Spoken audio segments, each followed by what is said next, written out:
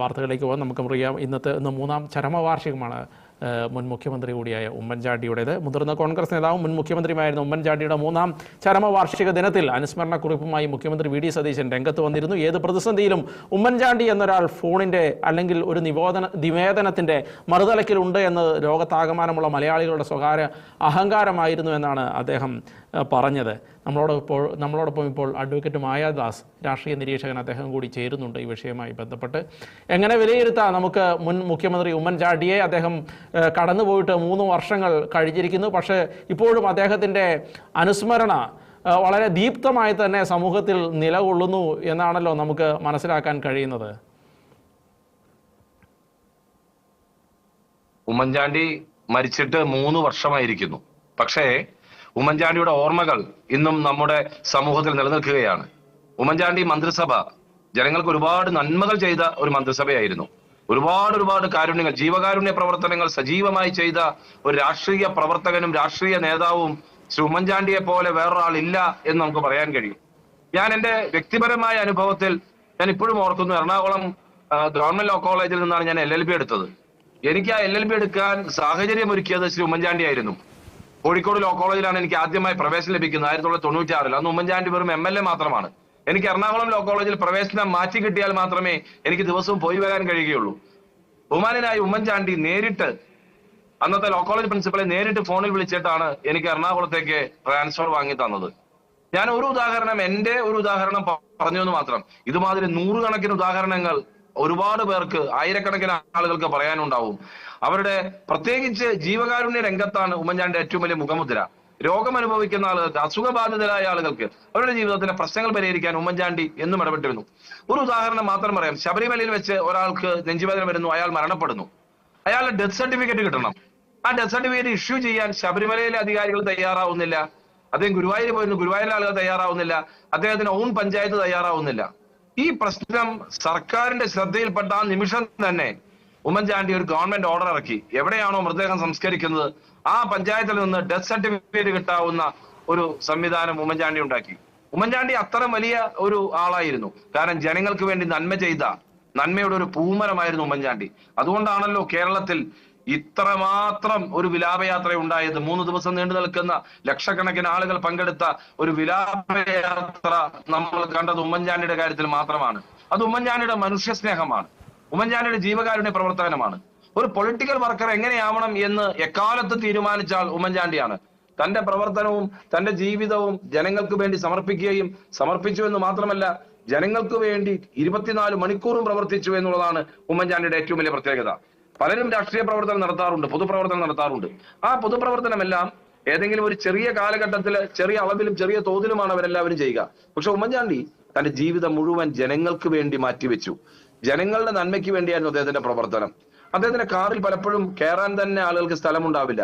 ഒരു 5-6 പേർ അദ്ദേഹത്തിന്റെ കാറിൽ കയറും, അദ്ദേഹത്തിന്റെ റൂമിൽ കയറും. എന്നാലും ഉമ്മൻചാണ്ടിക്ക് ഒരാശങ്കയുമില്ല. ഉമ്മൻചാണ്ടി അവരെല്ലാവരെയും ഉൾക്കൊള്ളുകയും അവരോടെല്ലാവരോടും ഒപ്പം നിൽക്കുകയും അങ്ങനെ ചേർന്ന് നിൽക്കുകയും ചെയ്ത ഒരാളാണ്. ഈ കേരളത്തിൽ ഇത്രയധികം ഉപകാരങ്ങൾ ചെയ്ത ഒരു മുഖ്യമന്ത്രി എന്ന് സംശയമാണ്. കാരുണ്യ ബെനവലൻസ് സ്കീം, ആ ഒരൊറ്റ സ്കീം മാത്രം നമ്മൾ എടുത്താൽ മതി. എങ്ങനെയാണ് ആ ജനങ്ങൾക്ക് ഗുണമുണ്ടായത്?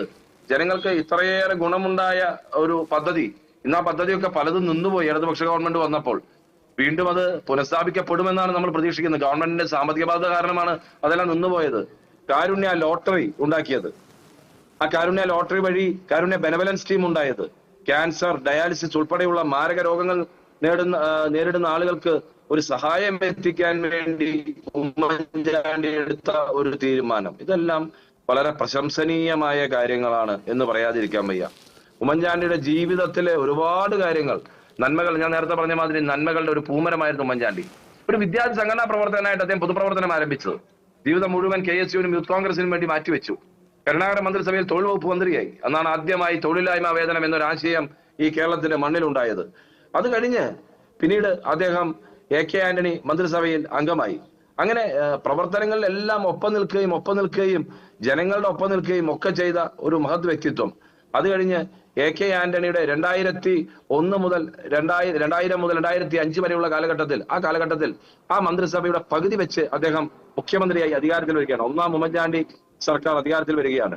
ആ ഉമ്മൻചാണ്ടി സർക്കാരിന് കുറച്ച് സമയമേ ഉണ്ടായിരുന്നുള്ളൂ. പക്ഷേ ജനങ്ങളുടെ മനസ്സിൽ ഒരുപാട് കാര്യങ്ങൾ ചെയ്യാൻ, ഒരുപാട് ആശയപരമായ മാറ്റങ്ങൾ കൊണ്ടുവരാൻ ഉമ്മൻചാണ്ടി ഗവൺമെന്റിന് അന്ന് സാധിച്ചിട്ടുണ്ട്. ജനങ്ങൾക്ക് വേണ്ടിയാണ് അന്ന് പ്രവർത്തനങ്ങളെല്ലാം ഏറ്റെടുത്തത്. അതുകൊണ്ട് ഉമ്മൻചാണ്ടി എങ്ങനെയായിരിക്കും ചരിത്രം വിശേഷിപ്പിക്കുക? ഒരു പുണ്യാളൻ എന്ന് പറയുന്ന ആളുകളുണ്ട്.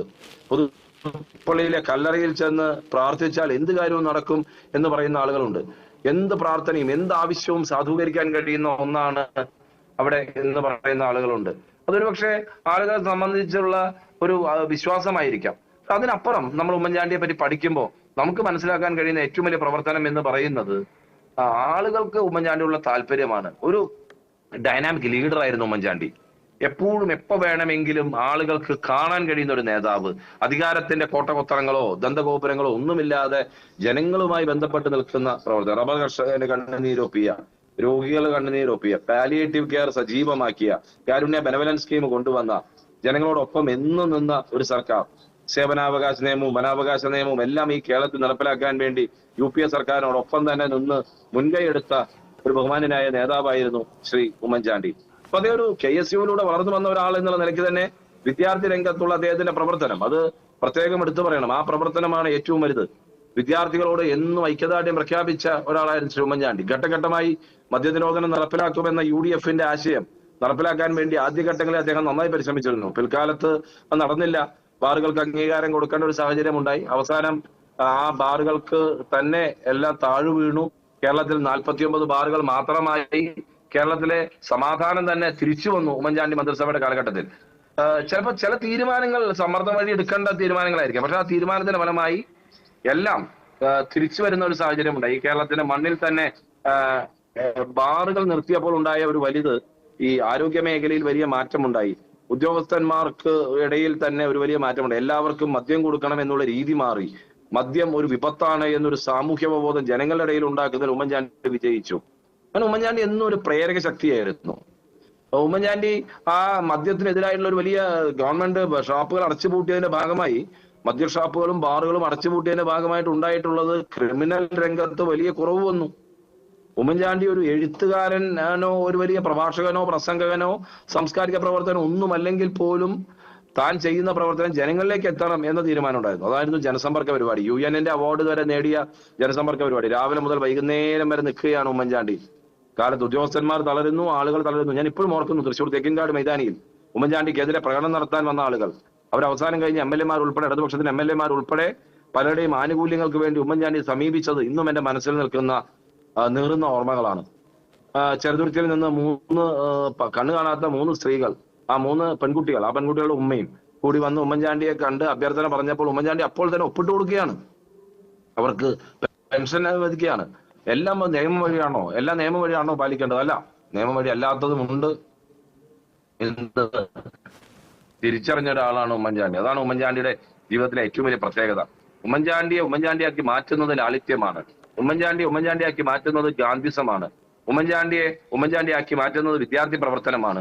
ഉമ്മൻചാണ്ടിയാക്കി മാറ്റിയത് അഹോരാത്രമുള്ള പ്രവർത്തനമാണ്. ആ പ്രവർത്തനങ്ങളിലൂടെയാണ് ഉമ്മൻചാണ്ടി ഏറ്റവും ശക്തനായി മാറിയത്. ആ പ്രവർത്തനമാണ് നമ്മൾ ഓരോരുത്തരും ഏറ്റെടുക്കേണ്ടതും മാതൃകയാക്കേണ്ടതും. അതുകൊണ്ടാണ് VD സതീശൻ, ബഹുമാനനായ കേരള മുഖ്യമന്ത്രി, തന്നെ പറഞ്ഞത് വിശുദ്ധന്മാരുടെ ഗണത്തിൽപ്പെടുത്താവുന്ന ഒരാളാണ് ശ്രീ ഉമ്മൻചാണ്ടി എന്ന്. അത് ഒരു ആലങ്കാരികമായി പറഞ്ഞാൽ പോലും ഒരുപാട് പേർ തങ്ങളുടെ കാര്യസാധ്യത്തിന് വേണ്ടി ഇന്നും ആ കല്ലറയിൽ വരുന്നു. ആ വിലാപയാത്ര തന്നെ എത്ര സ്ത്രീകളും കുഞ്ഞുങ്ങളും ഉമ്മൻചാണ്ടി എന്ന് വിളിച്ചൊരു കുട്ടി ഇന്നും നമ്മുടെ മനസ്സിൽ ഓർമ്മയാണ്. ഉമ്മൻചാണ്ടി എന്ന് വിളിച്ച ആ കുട്ടി പറയുകയാണ്, എന്റെ ക്ലാസ്സിൽ പഠിക്കുന്ന ഇന്ന കുട്ടിക്ക് വീടില്ല എന്ന് പറയുന്ന ആ ഉമ്മൻചാണ്ടിയെ വിളിക്കുന്ന 4ാം ക്ലാസ്സുകാരിയുടെ വാക്ക് കേട്ട് അവർക്ക് വീടുണ്ടാക്കി കൊടുക്കുന്ന ഉമ്മൻചാണ്ടി. ഇതെല്ലാമാണ് ഏറ്റവും വലിയ സാമൂഹ്യ പ്രവർത്തനം. രാഷ്ട്രീയ പ്രവർത്തനം എന്ന് പറയുന്നത് കുറെ കാളുകളും പോലീസും പത്രാസുമായി പോവലല്ല, മറിച്ച് ജനങ്ങൾക്ക് വേണ്ടി പ്രവർത്തിക്കലാണ് എന്ന് ഉമ്മൻചാണ്ടി തീരുമാനിച്ചു. തന്റെ നെഞ്ചിൽ കല്ല് വന്ന് വീണപ്പോഴും താൻ അപകടത്തിൽപ്പെട്ടപ്പോഴും എല്ലാം ഉമ്മൻചാണ്ടി ജനങ്ങളുമായിട്ട് നിന്നു. ഒരു ഇന്ത്യൻ നാഷണൽ കോൺഗ്രസ്സുകാരൻ എന്ന് മാത്രമല്ല, കോൺഗ്രസിനെ ശക്തിപ്പെടുത്തുന്ന ഒരാൾ എന്നുള്ള നിലയിൽ തന്നെ ഉമ്മൻചാണ്ടിയുടെ പ്രവർത്തനം വളരെ സജീവമായിരുന്നു. പക്ഷെ ഉമ്മൻചാണ്ടിക്ക് പലപ്പോഴും ഇതേമാതിരി ഓഫീസ് തുറന്നിട്ട ഒരു ഓഫീസ് അതൊരു പക്ഷെ അപകടത്തിൽ നയിച്ചിട്ടുണ്ട് എന്ന് വിശ്വസിക്കുന്ന ഒരാളാണ് ഞാൻ. കാരണം ഉമ്മൻചാണ്ടിയുടെ ഓഫീസ് എപ്പോഴും ആർക്ക് വേണമെങ്കിലും കയറിയിരിക്കാം. അപ്പൊ ഒരു വട്ടൻ അവിടെ കയറിയിരുന്നു ഉമ്മൻചാണ്ടിയുടെ ഓഫീസിൽ. കാരണം എല്ലാവർക്കും കയറാമല്ലോ, 24 മണിക്കൂർ സെക്യൂരിറ്റി ഇല്ല. കഴിഞ്ഞ 10 വർഷമായി കേരളത്തിന്റെ മണ്ണിൽ മുഴുവൻ നമുക്കറിയാം ഭയങ്കര സെക്യൂരിറ്റി ആയിരുന്നു. ഓഫീസിൽ നമുക്ക് സെക്രട്ടറിയിൽ കയറാൻ പറ്റില്ല. ഇന്നിപ്പോ വീണ്ടും ബഹുമാന്യനായ ശ്രീ വി ഡി സതീശൻ മുഖ്യമന്ത്രിയായപ്പോൾ എന്റെ ഒരു പൊളിറ്റിക്സ് അല്ല, ഒരുപാട് ആളുകൾ അവിടെ വരുന്നു. അപ്പൊ മനസ്സിലാക്കേണ്ട ഒരു കാര്യം, മുഖ്യമന്ത്രിയെ കാണേണ്ട ആളുകൾ, മുഖ്യമന്ത്രിയോട് സംസാരിക്കേണ്ട ആളുകൾ, വേദന പങ്കുവെക്കേണ്ട ആളുകൾ, അത് ആരൊക്കെയാണ് എന്ന് മനസ്സിലാക്കുകയും അവരുടെ ഓരോ ഫയലിലും തീരുമാനമെടുക്കാൻ ദ്രുതഗതിയിൽ തീരുമാനം, അത് കാറിലായിരിക്കും, ചിലപ്പോൾ വീട്ടിലായിരിക്കും, ചിലപ്പോൾ ലിഫ്റ്റിൽ വെച്ചായിരിക്കും. ഇനി ഉമ്മൻചാണ്ടിയെ പറ്റി പറയുന്ന ഒരു തമാശയുണ്ട്. ചന്ദ്രനിലേക്കുള്ള റെക്കമെൻഡേഷൻ ചോദിച്ചാൽ ഉമ്മൻചാണ്ടി എഴുതി കൊടുക്കുമായിരുന്നു എന്നാണ് പറയുന്നത്. ചന്ദ്രനിലേക്കുള്ള റെക്കമെൻഡേഷൻ പറഞ്ഞാൽ അതും ഉമ്മൻചാണ്ടി എഴുതി കൊടുക്കും. ചന്ദ്രന് ചായക്കട തുടങ്ങാനാന്ന് പറഞ്ഞാൽ അതിന്റെ റെക്കമെൻഡേഷൻ ഉമ്മൻചാണ്ടി എഴുതി കൊടുക്കുന്ന ആളുകൾ തമാശയ്ക്ക് പറയും. ഉമ്മൻചാണ്ടി മൂത്രമൊഴിക്കാൻ പോകുമ്പോൾ ഒപ്പം കയറുകയാണ് ഒരാൾ. അപ്പൊ ഒരാൾ കയറിയപ്പോ എന്താന്ന് ചോദിച്ചപ്പോ ആളുകൾ പറഞ്ഞു, ഉമ്മൻചാണ്ടി കയറിയപ്പോ ആളുകൾ പറഞ്ഞു ഒരു റെക്കമെൻഡേഷൻ ഒപ്പിടിക്കാനാന്ന് പറഞ്ഞു. അതൊരു തമാശയാണെങ്കിൽ പോലും മൂത്രപ്പുഴയിൽ പോലും ആളുകൾ റെക്കമെൻഡേഷൻ ഒപ്പിടിക്കുന്ന ഒരു നേതാവായിരുന്നു ഉമ്മൻചാണ്ടി. പ്രാപ്യനായ ഒരു നേതാവായിരിക്കുക. നമുക്ക് എന്താണ് പുതിയ തലമുറയോട് പറയുക? പുതിയ തലമുറ വിശ്വസിക്കുക പോലും ഇല്ല. ന്യൂ ജനറേഷൻ ഇത് വിശ്വസിക്കണമെന്നില്ല. കാരണം അധികാരത്തിന്റെ ഇപ്പോ IAS ആവുക, IPS ആവുക, IFS ആവുക, ഇതൊക്കെയാണല്ലോ തീരുമാനം. ഇതിങ്ങനെ ഉന്നതമായ ആഗോളവൽക്കരണത്തിന്റെ കാലഘട്ടത്തിൽ ഉന്നതമായ പൊസിഷനിൽ എത്തുമ്പോഴും സാധാരണക്കാരനായി കഥ ധരിച്ച് സാധാരണക്കാരുടെ പങ്കാളിയായി നിൽക്കുന്നു എന്നുള്ളതാണ് ഉമ്മൻചാണ്ടിയുടെ ഏറ്റവും വലിയ പ്രത്യേകത. നമുക്ക് ഉമ്മൻചാണ്ടി എങ്ങനെയാണ് അനുസ്മരിക്കാൻ കഴിയുക? നല്ലൊരു ജീവകാരുണ്യ പ്രവർത്തകനാവുക, നല്ലൊരു മനുഷ്യ സ്നേഹിയാവുക, പാവങ്ങൾക്ക് എന്ത് സഹായം വേണമെങ്കിലും ചെയ്യുക. ഗാന്ധിയുടെ ഒരു പ്രിൻസിപ്പിൾ ഉണ്ട്. എന്താണ്? ഏറ്റവും പാവപ്പെട്ടവന്റെ മനസ്സ്, I will give you A talisman, you think about the poorest man you had ever seen in your life.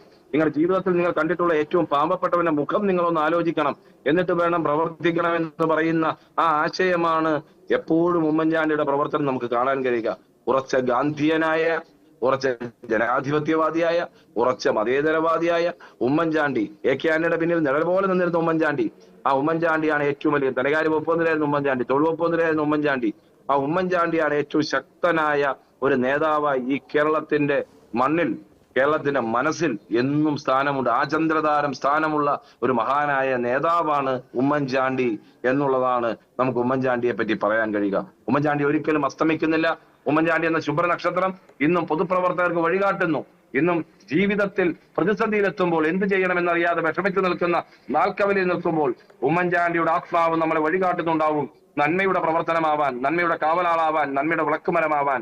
നീ ചെയ്ത നന്മ, ഏറ്റവും എളിയവന് ചെയ്ത നന്മ എനിക്ക് ചെയ്തതാണ് എന്ന കർത്താവിന്റെ വചനം ജീവിതത്തിൽ പകർത്തിയ ആളാണ് ഉമ്മൻചാണ്ടി. ബൈബിൾ വാചകങ്ങൾ എല്ലാ ഞായറാഴ്ചയും പുതുപ്പള്ളി പള്ളിയിൽ പോയി പ്രാർത്ഥിക്കുന്ന ഉമ്മൻചാണ്ടി.